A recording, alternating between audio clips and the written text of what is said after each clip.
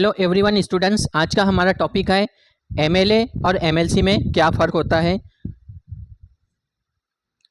MLA और MLC, सबसे पहले हम पूरे भारत में ये देखते हैं कि कौन कौन से स्टेट में विधानसभा और विधान परिषद होती है। तो टोटल भारत में ऐसे 6 ही राज्य हैं, महाराष्ट्र,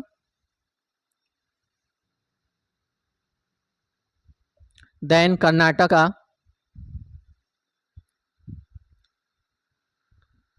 उत्तर प्रदेश,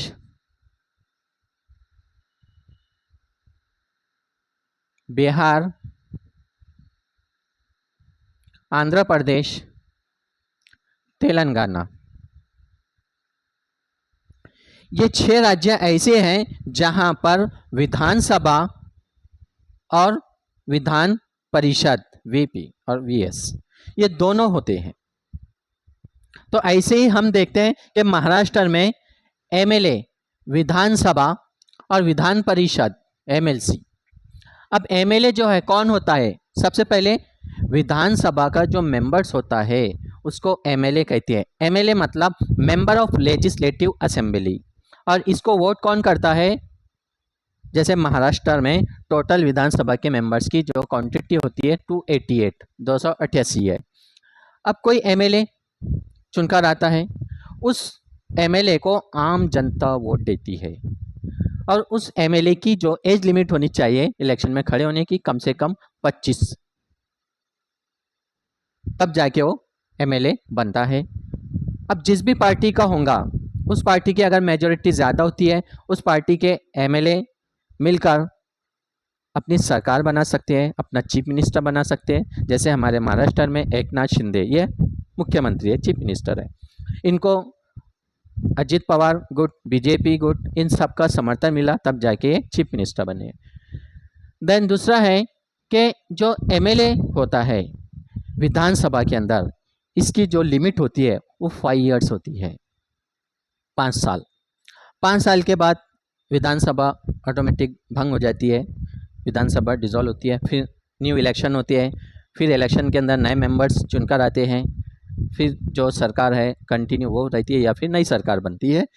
देन तो एमएलए आपको समझ में आ गया। एमएलए कौन होता है? मेंबर ऑफ लेजिस्लेटिव असेंबली, विधानसभा का मेंबर्स। और विधानसभा जो है, एक असेंबली के अंदर 2 हाउस होते हैं, एक का नाम है विधानसभा, दूसरे का नाम है विधान परिषद। देन अब देखते हैं महाराष्ट्र की विधान परिषद। विधान परिषद में टोटल 78 मेंबर्स है। महाराष्ट्र विधान परिषद में टोटल 78 मेंबर्स है। अब यहाँ का जो विधान परिषद का मेंबर होता है उसको एमएलसी, एमएलसी मतलब member of legislative council, member of legislative council. और एमएलसी के जो मेंबर्स होते हैं, एमएलसी, ये एमएलए की बनिस्बत कम होते हैं। अब इनको वोट कौन देता? नंबर 1, जो एमएलए चुनकर आए हुए हैं 1/3 सदस्य ये वोट करते हैं। जैसे अभी जस्ट 11 सीट के लिए एमएलसी का इलेक्शन हुआ है विधान परिषद में, इसको वोट किसने किया है? जो एमएलए आम जनता ने चुनकर दिए थे। जैसे कुछ एमएलए ने क्रॉस वोटिंग किया है, उनके भी नाम आ रहे हैं, कांग्रेस के 6 एमएलए। देन एमएलए को हम आमदार भी कहते हैं। Number 2, 6 years.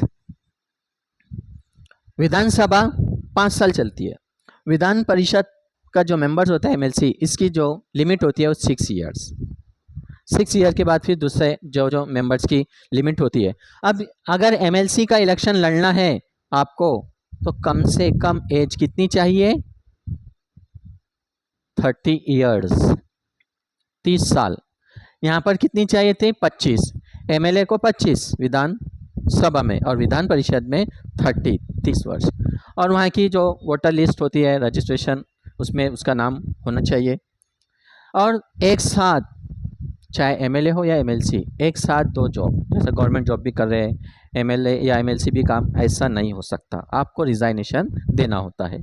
और कई जो हम चीफ मिनिस्टर देख रहे हैं, कई मेंबर्स होते हैं, ये स्टार्ट में पहले एमएलसी में ही आते हैं, बाद में फिर उनका पावर होता है स्ट्रॉन्ग पोजीशन में आ जाते हैं, फिर एमएलए बनते हैं, और स्ट्रॉन्ग पोजीशन में आते हैं, फिर एमपी मेंबर ऑफ पार्लियामेंट और चीफ मिनिस्टर तक बन जाती हैं।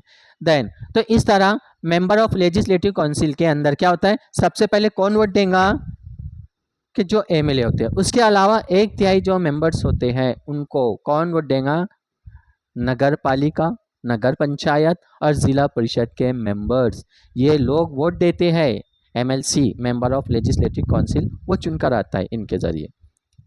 ओके, देन उसके बाद 1/12 मेंबर्स को शिक्षक, जैसे हम बोलते हैं ना शिक्षक आमदार, शिक्षक वोट देते हैं। उसके बाद 1/12 मेंबर्स को कौन वोट देता है, जो यूनिवर्सिटी से पंजीकृत ग्रेजुएट होते हैं। हम बोलते हैं ना ग्रेजुएशन का इलेक्शन आया है, ग्रेजुएट जैसे होते हैं तो सब लोग अपने अपने हिसाब से वो मेंबर्स को वोट करते हैं, और वही जो है एमएलसी में जाकर बैठता है, यानी विधान परिषद। अंडरस्टैंड।